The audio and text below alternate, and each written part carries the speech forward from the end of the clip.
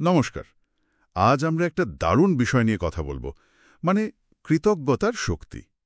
আমাদের হাতে একটা লেখা আছে, শিরোনামটা বেশ আকর্ষণীয়। কৃতজ্ঞতার ক্ষমতা, জীবন পরিবর্তনের চাবিকাঠি। তো চলুন একটু গভীরে যাই, দেখি এই লেখাটা ঠিক কি বলছে। কৃতজ্ঞতা আসলে কি, কেন এটা এত পাওয়ারফুল? হ্যাঁ, শুরু করা যাক। দেখুন, কৃতজ্ঞতা মানে কিন্তু শুধু মুখে থ্যাংক ইউ বলা নয়।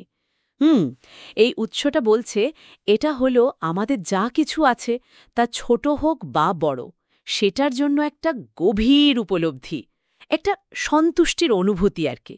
সহজ কথায় বললে, যা পেয়েছি তার কদর করা, মন থেকে। বেশ ইন্টারেস্টিং।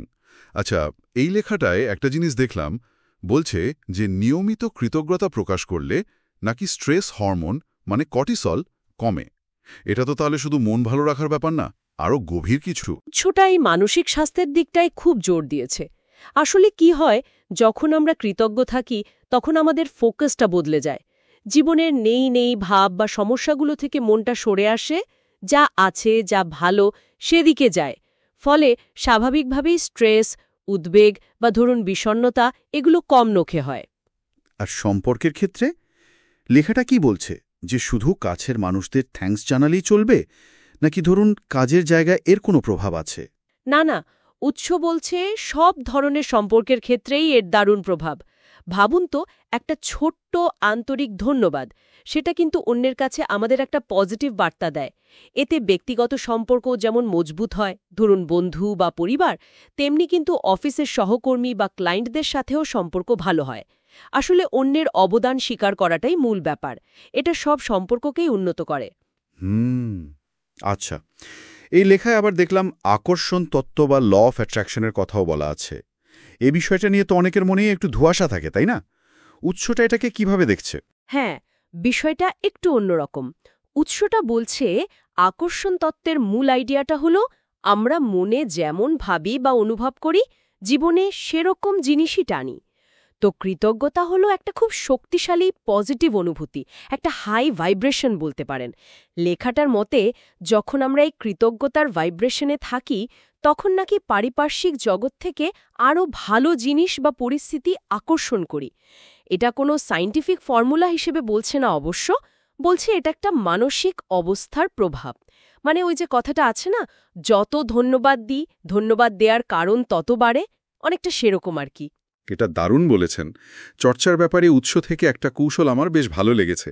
ওই যে যখন কোনো কাজ করতে বিরক্তি লাগে, তখন এটা করতেই হবে না ভেবে যদি ভাবি, আরে আমি তো এটা করার সুযোগ পেয়েছি, এই অ্যাটিটিউড শিফটটাই তো অনেক কিছু, তাই না? অবশ্যই, একদম ঠিক পয়েন্ট। উৎসটাতে এরকম কিছু সহজ অভ্যাসের কথাই বলা হয়েছে। যেমন ধরুন, রোজ ডায়েরিতে ৩-৫টা জিনিস লেখা যার জন্য ভালো লাগছে, একটা গ্র্যাটিটিউড জার্নাল আর কি, বা দিনে অন্তত ২-৩ জনকে মন থেকে ধন্যবাদ জানানো, মেসেজে হোক বা মুখে। এগুলো শুনতে খুব সাধারণ লাগতে পারে, কিন্তু নিয়মিত করলে আমাদের ব্রেন নতুন করে ভাবতে শেখে। মানে কঠিন পরিস্থিতিতেও ভালো কিছু খুঁজে বের করার ক্ষমতা বাড়ে। এই ছোট ছোট প্র্যাকটিসগুলোই আমাদের মানসিক শক্তি যোগায়। তাহলে সব মিলিয়ে যা বুঝলাম, এই উৎস অনুযায়ী কৃতজ্ঞতা শুধু একটা অনুভূতি নয়, এটা একটা সচেতন অভ্যাস যা আমরা চর্চা করতে পারি, এবং এর মাধ্যমে জীবনে সত্যি একটা বড় ইতিবাচক পরিবর্তন আনা সম্ভব। একদম তাই, সারমর্ম এটাই। কৃতজ্ঞতা আমাদের অ্যাটিটিউড বা মনোভাবকে বদলে দেয়, আর এই বদলে যাওয়া মনোভাবটাই কিন্তু আমাদের জীবনের অভিজ্ঞতাকে অন্যরকম করে তোলে। উৎসার একটা লাইন খুব মনে ধরছে, তুমি যেই এনার্জি দাও, ইউনিভার্স ঠিক সেই এনার্জি তোমার দিকে ফেরত পাঠায়।